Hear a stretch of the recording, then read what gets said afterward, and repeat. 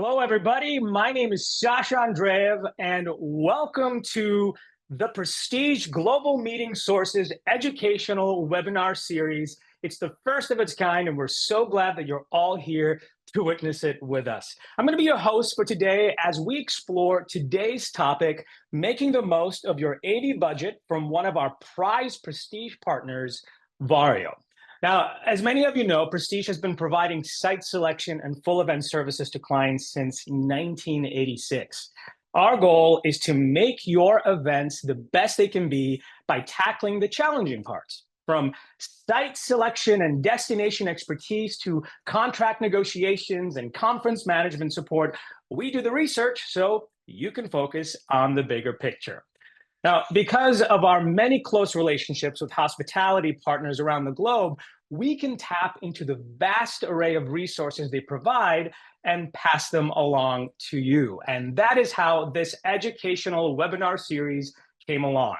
So with the help of our client advisory board, we've heard what planners like you want. You want to be in the know. So we created this monthly webinar series to provide education, new ideas, and concepts from industry professionals. So today, we are going to be talking about one of the top topics that everyone asks for, and that is AV. Our first topic is called Making the Most of Our AV Budget.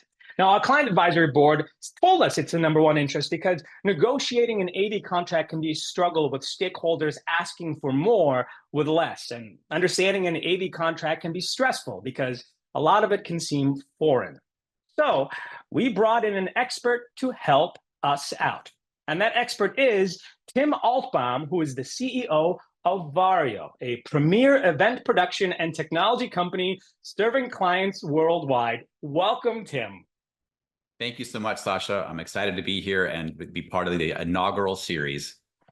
Well, I got to sing your praises for 1 second because Tim holds a BS in neuroscience and an MS in network security. He has over 25 years of hospitality and travel industry experience and has over 15 years as an educator. He has diverse knowledge set, including expertise in audiovisual design and execution, AI, experiential services, holograms, and AR/VR. And he has a knack for running Zoom webinars, and he helped us get this one going. And that has been the most impressive of all. So thank you so much for being here, Tim. It's such a treat to have somebody with your background. Before I let you go, can you tell us why is AV the top interest for our clients? Well, I've come to find that the planners and clients that I've spoken with, that number one, it's kind of a language that not a whole lot of people speak very well. Maybe they understand the basics, but they don't know enough to be really dangerous. So anytime they start talking about audio visual, they might get down a rabbit hole because they're not completely understanding all the terms. So that right there makes it a little trepidatious. But also more importantly, it's one of the more expensive aspects of your meeting, right? We all understand F&B and hotel rooms and the prices per room, and those can be set well in advance. But when it comes to AV, as your program starts to be developed and you continue to figure out how each space is going to be utilized and the needs within them, that's when it starts to get complicated because now you get a quote and it's more than you anticipated because you really didn't have all the information at the time of creating your budget. Exactly. Well, we're excited to hear all the ins and outs of this in your presentation. And before we do, I just want to make a quick note to our viewers. If you do have a question for Tim during the presentation, use the Q&A function that is at the bottom of your screen, and we will address as many as we can after Tim completes his presentation. And also, for those folks that you may know aren't joining us today, we are recording today's presentation, and we'll make it available for viewing on our Prestige YouTube channel. So Tim, take it away, and I'll see you at the end with some questions. Sounds great. Thanks again, Sasha. I appreciate it. Well, as Sasha provided the intro of who I am and what I do, just to let you know, there's a QR code here and on a couple additional slides that if you'd like to contact me directly, you're more than welcome to. And also, I know Prestige will be planning on sharing this deck out to those that have attended. So just really quick background on myself. Again, Sasha gave most of these details. I am the CEO of Vario or Vario Productions. We're a live event business, a live event production business, and our home base is San Diego. I reside in Dallas. So for those of you here in the center of the country, Hope to see you soon. But our company has been around since 2015, but I've been around for much longer than that, as he mentioned. So that's a little bit about my background. Let's get right into the content because I don't want us to run out of time. We got a lot of really great material. As the CEO of an event production company and having been in the business for almost 27 years now, I've seen it all. I've seen when AV was an afterthought. I've seen when AV started to become more expensive than perhaps your food and beverage budget, and everything in between. So ultimately, why does it matter? What's the point of us having this topic of making the most of your AV budget? Ultimately, you have to ask, gosh, why is it so expensive? What do all these terms mean? Do I need all of this equipment? Why is labor such a huge part of my quote? And ultimately, why is it so darn expensive? So when you look at the bottom line on a quote, you kind of say to yourself, what am I paying for? Like, this is way more than what we had budgeted. And I mentioned a little bit at the top about sometimes you're creating your budget well in advance, and you may not really know how things are going to shake out. So I'll get to all that. But the goals of this presentation in the 40 minutes we have together, we want to do the three different things. We want to identify, evaluate, and learn how to leverage your partnerships with an AV team that will allow you to get your key performance metrics as well as design the program the way you want it. We'll also identify common elements and crucial terms that you need to be on the lookout for to avoid those costly pitfalls. And finally, kind of the big question we get quite a bit as an outside or third-party audiovisual company, does it make sense? And is it worth working with the in-house versus the outside or third-party production company on all of my programs, some of my programs, or none of my programs? So I hope to address those three questions today. Again, if you have any questions, throw them in the Q&A, and we'll try to answer them during, if not at the end. I like to start with the basics, but I know most people on here don't need the basics. So let's just go over three high-level terms you need to understand are in your quote. There's the equipment, the labor, and other. Now, I classify other as high-speed internet and rigging and all these other things that we'll talk about. But if you break them down into those three categories, equipment, labor, and other, hopefully it'll make things a little bit easier for you to understand. A lot of folks on this call as well are probably more of the, I just need a couple projectors and screens for my breakouts. My general session isn't anything too elaborate, couple screens, some drape, maybe a monitor for the guests, for the speakers. So there's definitely lots of those folks, but for the people that are doing the high level, very large productions, we also need to talk about what it is that these three services and how the pricing breaks down. So again, super high level, I'm going through this very, very quickly, but what is the AV equipment itself? It's your lighting, it's your audio or speaker system, it's projectors, it's screens, mixers, controllers, all the things you see either at the back of the room or the corner of the room if it's a smaller setup. But these are the equipment elements, and these are technically all the things that make the event happen, right? In some of these environments, you can set them up and you can go in and hit play yourself, and you can control the mixers yourself because they label them really nicely for you. And other times you're paying for labor to actually manage the audio and video in the room. So we'll talk about that as well. Understanding what additional services there are with AV equipment. Of course, you're going to start seeing delivery and installation fees if you haven't already. Rigging, not everybody does rigging, but if you do, I'll talk a little bit about how to understand what's in a rigging quote. Power, many venues are charging for power. And obviously, if you're not in a venue and you're in a place where you have to bring it in, you'll be looking at some generators or similar. And then also understanding the labor terms, day rates versus week-long rates, half days, et cetera. So those are some of the things we're going to deep dive here in a minute. What you've also come to find is that labor can be anywhere from 35 to 50% of your quote, which is huge, right? When you're talking about skilled labor to manage a program, that's pretty high revenue, high intelligence, if you will, or at least we hope, fingers crossed, that you get the best. But that's where a lot of the quote comes in, is the actual labor. So there's different types of people that might be involved in your program. Now, again, talking to a wide variety of folks, you may be someone that just needs a couple projectors and screens in a room, or perhaps just a TV set that you can plug a PowerPoint in. You're most likely going to work with a sales manager for an in-house, for example. Then they'll turn it over to a tech the day of the event. You'll never have met that person until the day of. You'll show up, you'll hand them a thumb drive. Here's my presentation. Can you put it on the laptop for me? We go live in 20 minutes. That might suffice. So you're not going to need a project manager or a technical director or a video engineer or lighting engineers, but you will need someone there to be your liaison. That's generally on the least expensive side of the AV spectrum, if you will. But as you start getting larger events and having more layers and things to manage, that's when additional labor types come in. So I've mentioned just a few of them here so that if you start to see them on your quotes, you can maybe start asking, why do I need a project manager? Or tell me again what this technical director is doing. I didn't have one on my program last year, so why is it that I have one on my program this year? Now, I'm not going to go into each role and what they do necessarily unless we have time at the end, but just understand that those are roles that you're seeing on your quotes and start asking questions about why they're there. Now, talking a little bit about the additional labor, let's go through some different types of rates. You're going to see everything from hourly versus daily versus weekly rates, travel rates, per diems, breaks or meal penalties, and overtimes and minimums. Those are all elements you're going to need to start looking at. Now, I will talk a little bit later about the in-house audiovisual, what they're able to do from a labor standpoint versus an outside AV. But oftentimes for an in-house company, your Encores, your Pinnacle Lives, et cetera, you're going to see half-day rates for a setup crew. They're going to come in, set up your projector and screen, maybe a laptop. They'll be there when you arrive with a thumb drive. They'll load it on a machine, and then they'll go from there. Now, that's obviously a lot less expensive because you're only paying for a half day, which in many cases is 4 hours or half of an 8-hour shift.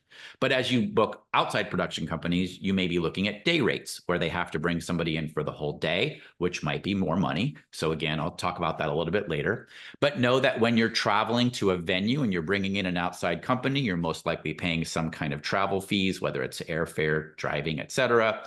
Per diems are meals and things for those folks that are traveling in. Breaks and meal penalties, those will happen whether you work with an outside company or an in-house AV. That is, if you're working us longer than a certain amount of time, then you have to pay extra if you didn't give us a break. And then, of course, overtimes and minimums, and most importantly, overtimes can really, really start to add up when it comes to working much longer than an 8 or 10-hour shift. So as we start talking about this, one of the questions you're going to come to find is, how can we tell if an AV company is providing fair and accurate pricing? And that's the goal of this presentation, is for you to be able to compare and contrast maybe your programs prior. Maybe you actually do want to go out to RFP for a couple of different AV companies to make sure you are getting a fair shake. But when you're doing that, you always want to make sure that you're comparing apples to apples, which is why a trusted AV partner is so important, because you can trust but verify the information that they've given you is accurate. Now, one other thing I'd like to share is that as you're reviewing these contracts, so many of our customers just sign and go. They don't necessarily send it to legal and have them review all the terms.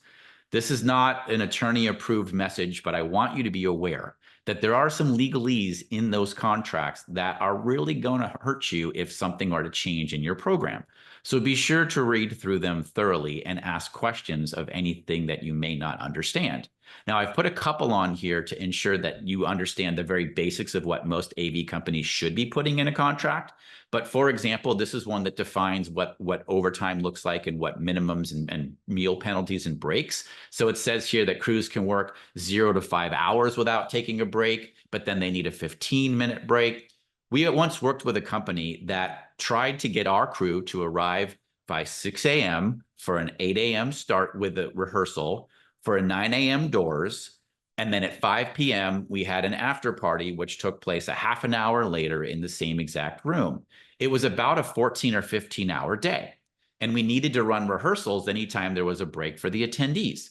Well, we tried to explain to them that our technicians are not bots, right? They're not run by AI. They are people. They need meal breaks, restroom breaks, et cetera, if you want them to be on the ball. So read these terms, understand when people need breaks, include food during the breaks for your techs so that they don't have to walk away for an hour and that you can treat them like a human. And those are the things that are going to get you a better crew. But understand that these terms are very important. A lot of in-house AV companies work off of an 8-hour day.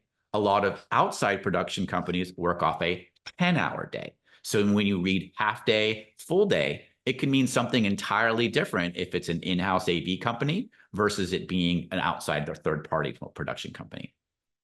Now, let's talk a little bit about the rigging because I want to talk about some other fees. And I see some questions coming in, which is great. And I'm going to incorporate them. So understand that there are other services that may not be in scope to the types of events that you plan that can be very expensive. And more importantly, are going to be the same pretty much, regardless of whether you use an in-house AV company or an outside third party. Now, I talk about rigging specifically because of this, but also union labor. I don't have a slide in here specifically about union labor, but understand that when you're working in a city, and I'll talk about rigging in a moment, when you're working in a city or at a venue that runs by the union for AV, remember there's unions for all of the different trades, whether it be housekeeping or AV or et cetera, that the in-house AV is paying union rates for the exact same union labor as an outside or third party company is paying for union labor. So you're not going to see a difference in price most likely when you're booking a union property if you're trying to negotiate the labor side. Union has their set rates regardless of who's contracting them. So I want to put that out there because that's a question that gets asked quite a bit. And you work in cities like Philadelphia, New York, Chicago, or hotel venues in Las Vegas that are union. IATSE 720, for example, is out of Las Vegas, and you're going to be paying the same labor rates as you would with either party. Now, rigging is one of those mystical things. Why is it so expensive? And I always explain that if you're putting things in the air that are heavy and they're going to be above people's heads during an event, there's at risk that someone could get injured or worse. So when you have risk involved, you have a lot more financial issues. And when you have financial issues, most venues want to control who is touching their ceiling, who is rigging things to that ceiling. And therefore, typically, the in-house AV company owns the rights to do all rigging at most venues. It's not always the case. When that is the case, technically, even an outside company has to book through them in order to get rigging. And 9 times out of 10, it'll be the same price if you use the in-house AV for rigging or the third party, because rigging is one of those areas that most in-house do not discount. I say most. And also you have a lot of properties that they don't have an in-house rep that does rigging local to that property because it's not as frequent that they're rigging in that property. So they'll have a regional person that does the rigging quotes, and that can sometimes take more time, but also it shows you that maybe from a labor and pricing standpoint, there's not as much flexibility because they don't actually have someone at that venue who not only sells the rigging, but also operates all the rigging equipment. So moving on, just talking about additional services so you understand what I meant when I said, you have your equipment, your labor, and your other. Other is really all of the other things that you see on your quotes. HSIA, or high-speed internet access, otherwise known as internet. Power, liaison fees, venue loading and load out, any consumables like tape, batteries. You see some AV companies charging for those things. Credit card processing fees, permits, fire permits, engineering, and floor cleaning. When people come to us and say, we really want to do a confetti blast at the end of our general session, I always tell them to take a look to see what those fees might be when you actually blast off that confetti, because chances are you're going to get charged some kind of cleaning fee for that. So these are all different fees you're going to look at. And there are certainly ways to negotiate these. One of the reasons we love working with Prestige and their people is they know what can be negotiated and what can't. When you're going to a venue and you're about to book, 500 rooms on peak, you're going to spend $125,000 on rooms and F&B with them. You have a little bit of negotiating power. You can ask them about some of these fees and try to negotiate them away, or have your Prestige rep do that. But if you've already signed the contract with a hotel 3 years ago, and now you want to start the conversation about internet or about power, chances are they're going to be a lot less flexible because you're already contracted. So just a few things to talk about with these fees. Some can be negotiated, some can be completely taken away. Others, they're going to stay steadfast on, like rigging and such. Just an example of other services. So you can see this is one here where actually I'll just use my little highlighter here. Let's go laser pointer. So you can see power services. So 100 amp of one phase. I don't expect you to understand what that means. That's not the premise of this webinar, but you can see they're charging the client $1,300 to run power in that space.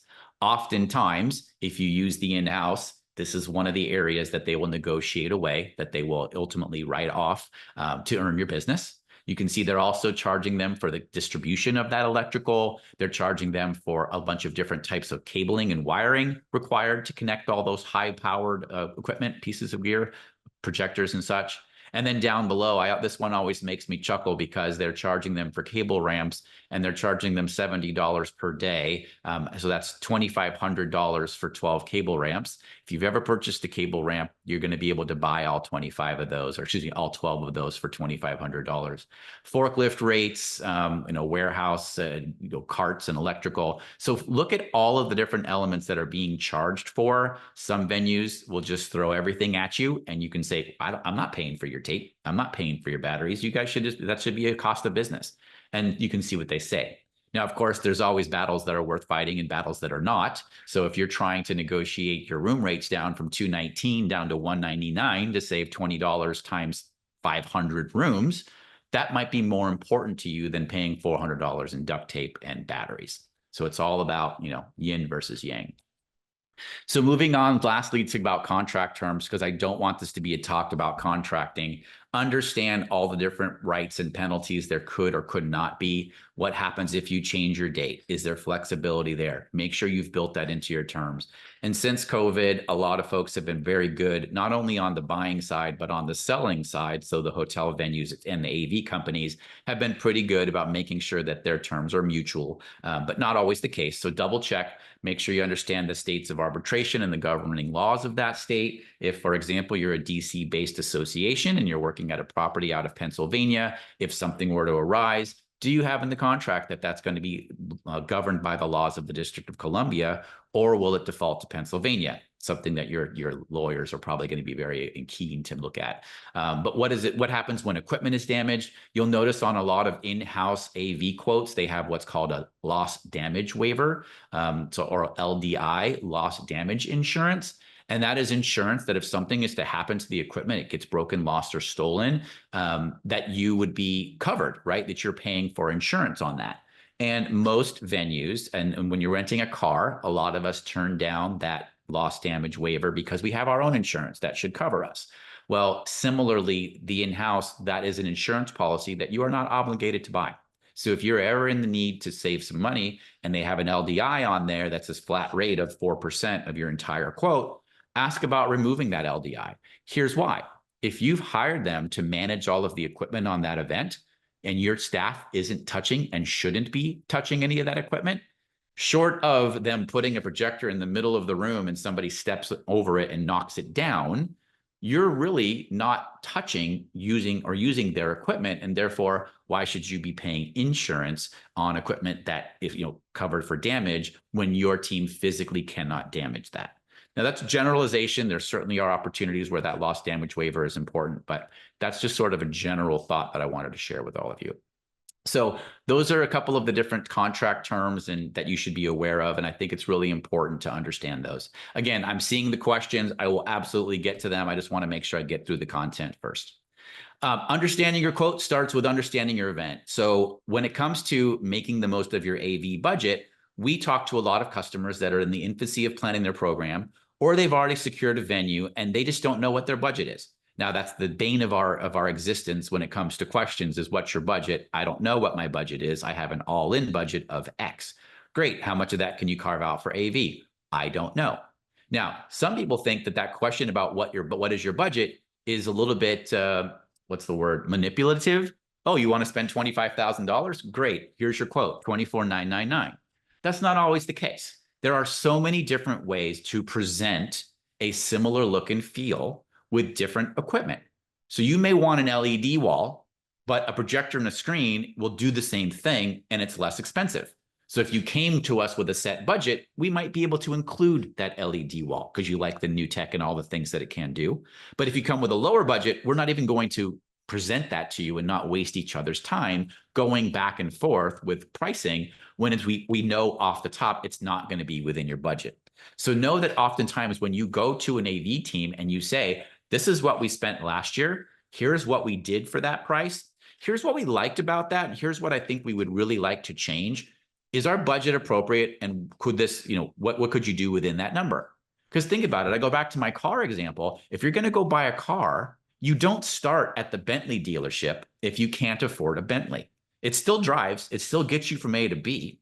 But you may be more of a Lexus budget or a Honda budget. I don't know. I'm not going to discriminate. But the point is you start with a budget when you're shopping for cars. You start with a budget when you're shopping for homes. You start with a budget for any large purchase. Hotel rooms, you start with a budget. It shouldn't be any different for AV. You have a message you're trying to get across. These are our goals for the program. These are the number of people that we think are going to present. We think we're going to have a panel, 2 panels. We think we need all these things, and we don't want to go over 50,000. Is that possible? Well, if you trust your AV company, then they should be there to tell you, yes, absolutely. And with 50,000, if you want to spend all of that, I can actually enhance the following. Or they'll be upfront and honest and say the only way we're going to meet that budget is if we skimp on or we shave here or there. That's what a trusted AV partner is all about, and how you can make the most of your budget. Again, it's also important to think about your needs versus want. I really want this LED wall. It's so cool. The technology is awesome. The prices have come down, but is it a need? Does the LED wall enhance your message that you are trying to get across to your attendees, or is it a nice to have? So understand your needs and your wants, and those will help you determine budget. And then also what's really important is your agenda. So often we have clients that come to us with a really extensive AV setup, lots of screens, projectors. They want to run rehearsals with their executives, and they know that the executives have a very important dinner the night before at 6 p.m. with a lot of customers that are expecting to see them there at that dinner. But we don't get the room until 2 o'clock in the afternoon, and they want to run rehearsals at 5 before the CEO and whoever else needs to go off to this dinner.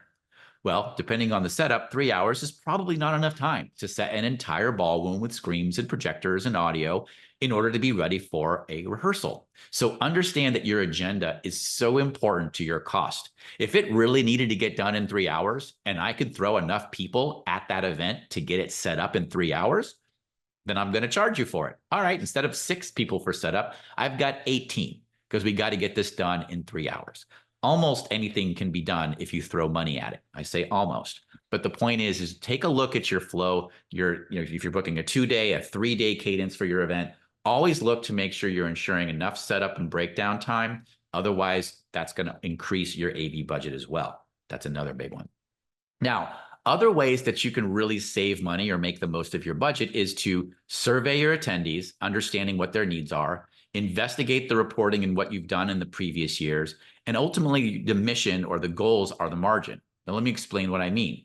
Survey your leadership, your attendees, and your staff and say, what did you like about last year's conference? What didn't you like about last year's conference? What would you change?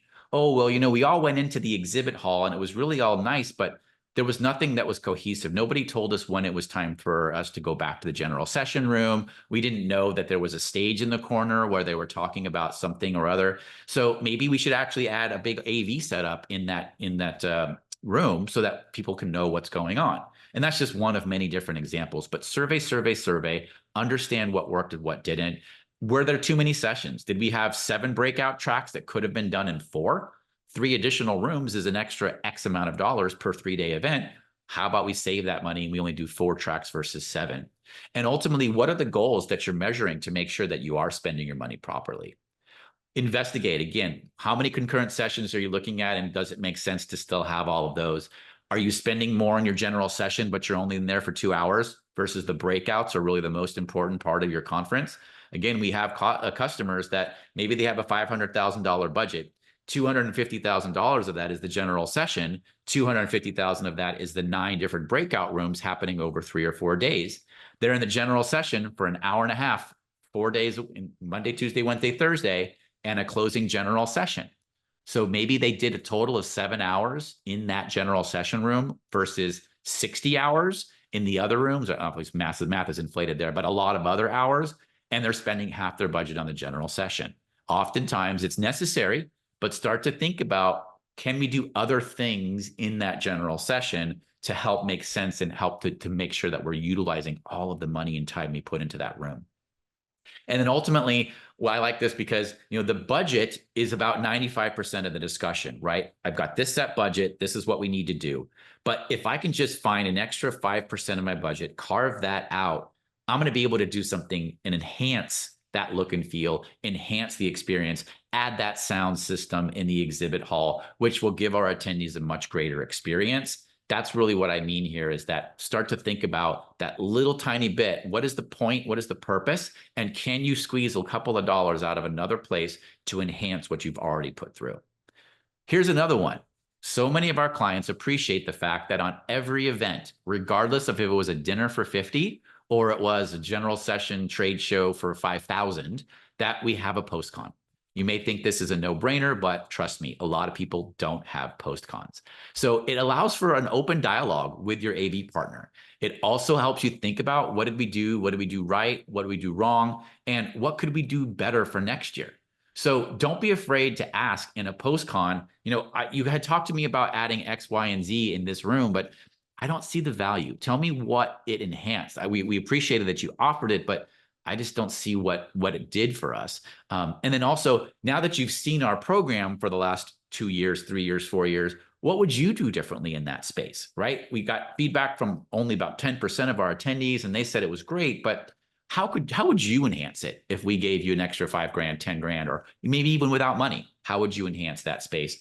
And now that we've gone through this together, how can we do this more cost effectively, right? I mean, ultimately, our goal is not to spend more money every single year. I mean, inflation happens, but hey, if we could come in with the same budget as last year and give them the same great event, perfect. But do we need to add 5% every year? And maybe, maybe not. But the goal is, what other ways could we enhance this, either without spending money or spending money in the right way? And then considering all aspects of your AV. So, what are the key elements that really were necessary? That LED wall that we talked about that you let us get for the right price, that was everything to us. It was the most amazing part of the whole program.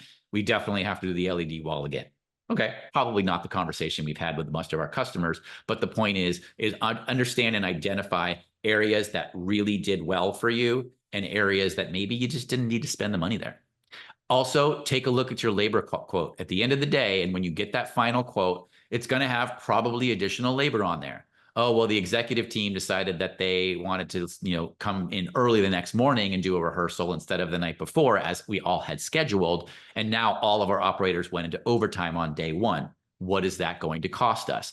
Take a look. Make sure that they charged you accurately for the right amount of staff that came in for that overtime. Was I charged for setup on a Sunday more expensively than setup on a Saturday?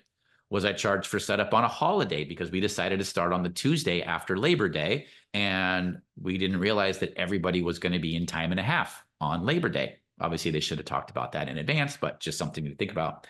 Here's another really important one. Did you use all the bandwidth that the hotel sold you on? If you paid for a 5 megabits per second upload and download upgrade for 500 attendees, where's the bandwidth report? Did you go anywhere near the 5 megabits per second up and down? Talk to your bandwidth provider, which in most hotels, it's the AV company, but not all of them, and say, we spent $20,000 with you on Wi-Fi. Do we need to spend that again next year? Can you look at our usage report, present it to me, and tell me where we could save? Because that was a lot more money than I wanted to spend on internet. By the way, a lot of our European customers, they get flabbergasted when they see internet charges at hotels in the US, because most of the properties in Europe don't charge for internet. So it's a big hit to their budgets when they're bringing their programs to the States. Anyway, and then electrical and rigging. Understand that if you are going to put elements in the air, if you are going to be on the hook for electrical, that you get that pricing in advance. And you can also ask for reporting. You told us to pay for a 200 amp 3-phase in the general session room. Can you tell me how much power we used? Oh, could we use a smaller drop of service next time? How about 100 amps 3-phase? Would that get us what we needed? And now all of a sudden your electrical bill gets cut in half year over year. And then finally, why are you doing this way? Well, we always have 7 breakout tracks. We always do a general session 4 days a week. What if you did all your general session on 2 days instead of 4? Now your general session crew, who's technically only working about 4 hours a day, right? Coming in, setting up, rehearsing, operating, and then walking away. Maybe you only have them now come in for 2 days versus 4, and you just cut your labor in half for all your general session technicians, which most general session technicians are on a full day rate and not on a half day rate from most companies. So again, where could I save money? And ultimately, if you're an organization where, again, we've always done it this way, is anybody going to care if you change it? Is anybody really going to push back if you try to do things a little bit differently that not only add value to the company and to the attendees, but also save in costs? So what are some best practices to do that? Tracking expenses in real time. That's one that shouldn't be foreign, but understand that things happen. You might show up to a room that's supposed to go live in 2 hours and realize that an 85-inch TV is just not big enough. How do we add a second TV? We've got all these extra people in here. I know we talked about an 85. We showed me a rendering. It looked good, but now that I'm in here, I need another TV. That's going to be an add-on, and ideally that gets set up with before the time that you need it to be set up. And those are things that you're going to need to get understanding of what the cost would be. So unless it's a I need this yesterday type of thing, you generally can ask, oh, what is that going to cost me if I were to add that second TV in here so I can get approval from my boss or whomever? And ultimately, that AV team should be able to get you a very rough estimate extremely quickly, or at least give you some numbers within an hour or two that you can then go back and say, okay, it's going to cost us this. We were at a very large event where I had 25, literally 25 technicians working.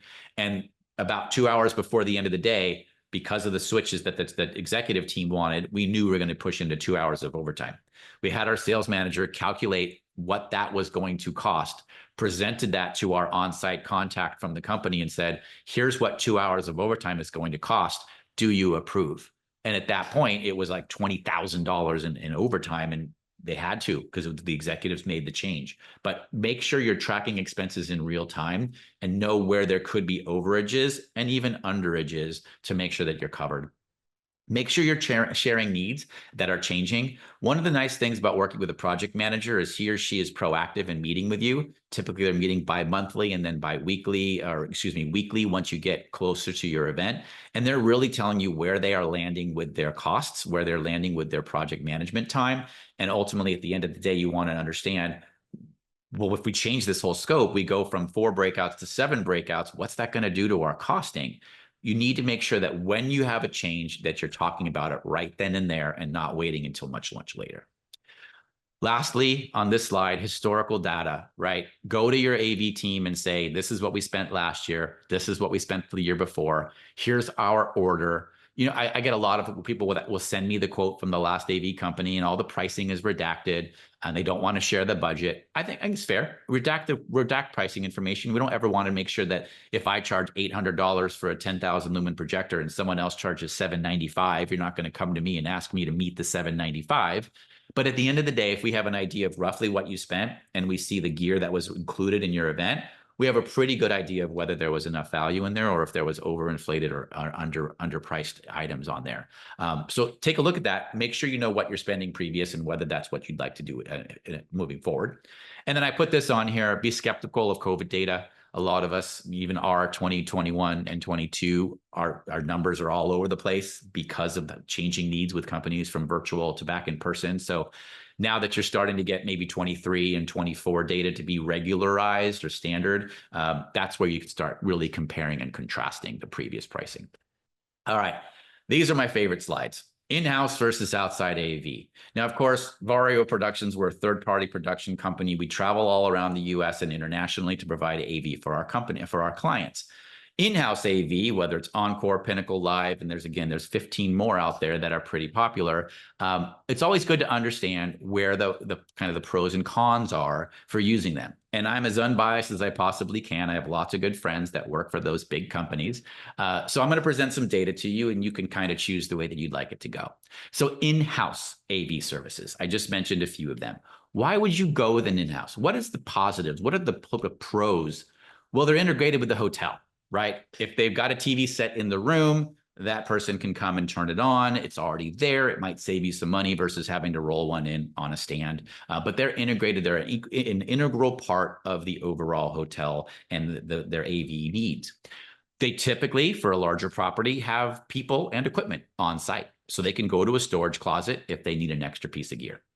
There's direct communication between the banquet team and other departments. They're sitting in the BEO meetings with the hotel, understanding what the F&B setup's going to look like, when the room's available. They can call the hotel salesperson or the hotel ops person and get information right away. They have the ability to waive costs on some of those exclusives. Again, I talked about how do you negotiate or can you negotiate out some of those fees? Well, a lot of times, if you don't put those in the sales contract up front, then anytime you bring in an outside AV company, they're going to try to stick you with some big fees. Why? Well, I'll cover here in a minute. But they ultimately want you to use their in-house people for a very important reason. But they typically will have more leeway and lenience in being able to waive the costs of some of those services, or at least discount them. They can also work with the hotel and say, hey, hotel, are you able to give them an extra $5 on their room rate? Or are you able to give them a little bit more of a 10% versus 15% or 15 versus 10 on their food and beverage budget, so that we can work together to earn this piece of business? You guys get the rooms in F&B, we get the AV, and everybody's happy. They understand the venue. Obviously, if they're in-house, they should know where all the nooks and crannies are and how you run power and everything in that space, which is why an outside AV company for a medium to large size event typically will want to do a site inspection. They have much more flexibility on the load-in schedules, right? They can know, all right, banquets is actually going to be out of there by 5. I know the client doesn't have the room until midnight, but because we're here in-house, we're going to start our setup at 5 so that we don't have to bring in somebody at 6 a.m. to set up. It's already going to be done when the client arrives at 8:30 the next morning. They have that flexibility, whereas an outside company, they're probably going to stick to, nope, you don't get the room until midnight. Sorry, that's just the way that you contracted it. Their labor pricing, oh, looks like I missed a word. The labor pricing may vary based upon destination. Sorry, this is actually on the wrong slide. It looks like labor pricing may be less expensive, is what this is supposed to say. That's because of the half-day rates and the setup and strike crew. So if you have a very simple setup, just rolling a projector and a screen into a room, oftentimes they'll do that on a 2-hour minimum or maybe a 4-hour minimum, but I've seen as low as a 2-hour minimum. Now, of course, the price per hour is $175 or $250 per hour, but you're only paying for that person or 2 people to set up in 2 hours or 4 hours, where another company might have to charge you for a full day. So that should say labor pricing may be less expensive in some scenarios. It's convenient when you show up for your very first site visit at a hotel you're considering. Oftentimes that AV person is on the walkthrough with you, and they're nice, and they can tell you all about the property and how they've run AV in there and all the big events that they've planned in there. And it's really convenient because they're sitting right next to your sales manager, and they're talking shop, and they're helping to negotiate and talk through how the space could be used. Now, I would suggest that if you're working with an outside company, you should also bring that AV company with you the same way that the in-house person would be there. But that's the convenience of having them on site. Now, what are some of the downsides? What are some of the negatives, if you will, for utilizing an in-house company? Well, somebody asked a question on here, revenue share. So many hotels are, the reason why an in-house is their in-house and their dedicated, their partner that they want you to use is there's a revenue share.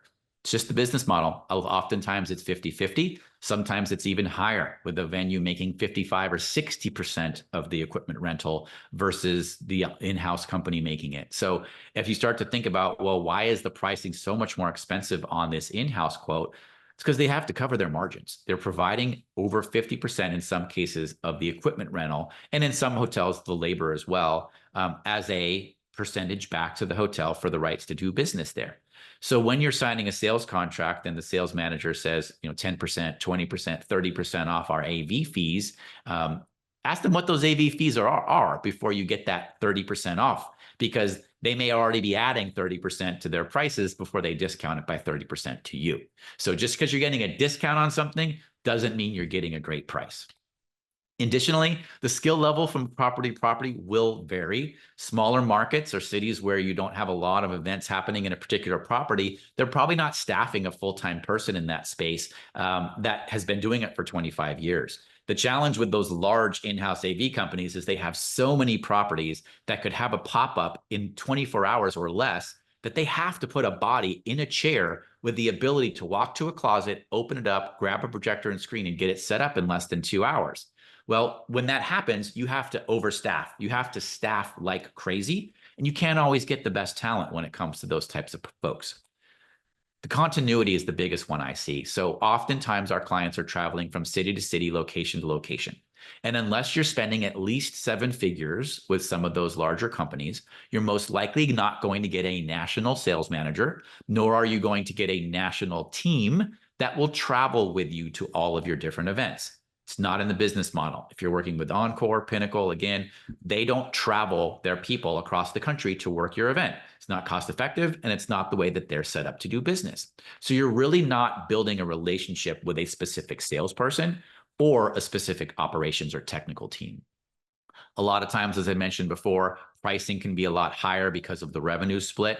And generally, there's fewer competitive concessions unless, again, you're on that seven-figure plus spend on AV, where they're not necessarily, hey, you're going to be at 3 different properties that are all Pinnacle Live properties over the next 3 years. If you sign a contract now, we'll give you 20% off all 3 cities. They don't do that necessarily unless you're going to come back to the same property, the same city. Many services outside of basic AV, basic projector screens, TVs, things like that, can't be offered at the same discount because they are outsourcing them. So if you're working with an outside production company like Vario or other to put together really beautiful stage design, scenic elements, etc., those are all services that most likely that company is outsourcing to a great third-party partner. Similarly, an in-house is doing the same. So you're not going to see a huge discount on those items because they don't own them. So you're not really going to see much of a price break if you use the in-house for some services. It may not be as responsive or hungry. Quick true story. I'm in the middle of trying to get a contract signed for a 20-person event happening in December. I will keep the company and the hotel out of it, but I am trying to get the quote signed for the sales manager. She let me know 2 days ago that the screen built into the room is managed by the in-house and that she would need to get me a quote for the screen to be able to use that in the room. And I said, okay, that's the only thing I'm waiting on right now. What's the price to use that screen? Here I am, an AV company, having to pay someone else to use a TV set because that's what I'm waiting on. She sent me an email yesterday and said, they'll get you a quote after the holiday. Like, it's Wednesday. They can't get me a quote for a TV set to be used on one day in the next 3 days. I was very much nicer than that, but I don't think they were as hungry for such a small piece of business. So keep that in mind. Time frame for responses. It's not always expeditious. And I've seen that quite a bit, even with much larger requests. And then, of course, pricing will vary by market. If you're working in Las Vegas or New York or their other tier 1 markets, which are the most expensive, you're going to pay much higher rates than if you're in Louisville or Nashville. Well, actually, Nashville is almost tier 1, but some of the smaller markets or mid-size, you're not going to be paying the same rates. So let's talk about outside third parties, and I'll wrap this up soon so we have a few minutes for questions. Outside services, what are some of the positives? Generally, we can be a little bit more flexible with pricing because we have lots of different equipment available. A hotel is usually going to try to use what's there on site, so they're not having to drive it from property to property. We do travel, so that's a big important thing is, can you budget for that? Can you have that continuity of traveling your crew or a small portion of your crew to events? I'd say that's the biggest game changer for us, is that our project manager, who is the single point of contact for all of our client interactions, he or she travels with them to almost all of their programs, depending on scope and size, keeping that continuity and being able to be on site. The pre-production side of it, understanding and spending all the time in the precursor to understand the program and get you to the place where you feel comfortable working with that company and or with the right equipment's been put on that. Definitely an outside production company spends a lot more time on pre-pro. Sales managers that are in-house, they may have 5 times as many customers they're handling than a project manager is handling from an outside company. We can typically be more creative because a lot of times we have creative services in-house that is all part of our services versus an in-house. They may have to contract that out. So they may be less likely to go and put together a really creative design for you with renders because, again, that's a cost that they don't know if they're going to recoup or not. Generally, an outside company is always investing in new equipment and new technology to stay at cutting edge, right? We're not there when you do the site inspection, so we always have to one up what the in-house is able to provide. So if we can stay more on top of the latest equipment and technology that will enhance the program, we're going to do so. Generally, our on-site techs are almost always dedicated to just your event. Oftentimes, when you're paying an in-house for a set crew or a basic operator, they're floating between the other 2 to 7 programs that are happening in that same hotel space, and they give you a cell phone number to call the tech if something happens. Not the case when you're working with an outside. You're the only event that day. That's why a lot of times you're paying for a full day rate on every technician. But the point is they're yours. They're not floating. They're there to make sure your program is successful. We have a lot of experience coordinating multiple events across multiple cities because you're working with a team that does that for a living. Generally, more equipment and service options, whether you're working with an AV company that drives their equipment from city to city, no matter where they are in the entire US, or they're working with local partners like we do to source equipment locally. Not only does it is more green, but it also allows us to have equipment closer to where we're going to be versus trucking it across the country. And therefore, we also can keep consistent pricing across the country. So if you're doing an event in Las Vegas, oftentimes we're going to charge you the same as if it was in Louisville. And that's because we don't have the tier 1, tier 2, tier 3. Now, I can't say that's the case for all outside AV companies, but you typically will get a little bit more consistent pricing. And as I mentioned before, generally a lot more responsive, because ultimately we're hungry for the business. We don't get your business for free because you walked into our hotel. So a lot of outside companies are going to be a lot more responsive. Of course, there's got to be a downside. The familiarity with the property is a big one. If we don't know the space, never been there before, it might not be the end of the day, but a site inspection is probably going to be important, and that might be a cost to you. So ask about that. Will you go out and site the property, and is it my responsibility to pay for that? That additional cost, if you're traveling in a project manager or a technical director, there's going to be airfare, meals, hotel rooms, et cetera. Those are all costs. Added fees. Again, if you haven't negotiated out in advance the power, internet, et cetera, we lose so much business because a client is stuck with a high-speed internet bill of $20,000, $30,000 that could have been waived if they went with the in-house. It happens all the time. So think about what the key elements of your program are and get those negotiated out. If it's super important for you to keep your relationship with your outside AV company and you need to negotiate everything away that prohibits you from bringing them in, then that's going to be top priority. Now, a large change in scope could be a problem, right? If it's the week before and all of a sudden you just doubled in size and we need to rescope the whole program, might be a challenge for an outside company that's sourcing people and gear locally. Not always, but it's certainly not, quote unquote, as easy as if the in-house had the bodies there and the equipment right there in that warehouse. Unless it's included in your order, backup equipment may not be as readily accessible. So we as an outside company always tend to bring backups, sometimes at no cost, sometimes we're charging, because you can't have something fail on site. And we are also, our warehouse is 45 minutes away if we're sourcing locally, for example, and we just can't have a problem on site and not have that available. Or you want to add 2 microphones to a panel that all of a sudden got added on the day of. So not having equipment right there in a storage room can be a detriment, but it's not always the case. So just as an overview, talk to your AV partner, whether it's in-house or it's a third party. Can we walk through this quote line by line? Have you been around a long time? Who can I talk to that's used your services? What can we do to be more conversational and be successful together? Do you have the right equipment for our event? Can you recommend a better solution that works with the money that we want to spend? Or do we need to change our budget? Have you accounted for all staff? Because I don't want to be stuck with a huge labor bill that I wasn't expecting or overtime. And do you have all ancillary costs and fees and things? There's not going to be an add-on at the end of the day that I didn't know about. And what services or fees should I expect to see from you in my final quote, right? What is that going to look like? I need all the numbers right now, no surprises. So that's just a quick recap. Ultimately, I'll share this deck, let you kind of see this. We've got a couple of questions we're going to get to. I'm going to put it on this slide just for a minute. This is my contact information. Feel free to scan the QR code or jot my information down. But ultimately, my goal is to hopefully get you started in how to really leverage your partner and make the most of your budget so that at the end of the day, you are staying on budget, or any enhancements really enhance the overall value for that event. Thank you so much for allowing me to speak today. I'm going to let Sasha come back in and let's go ahead and hit some of those questions. Hey, Tim, it sounds like you answered a lot of the questions actually as they were coming in live. So you're definitely a pro at that. And you can actually see that QR code right over here if you want to scan it. If you've got questions that we didn't get to.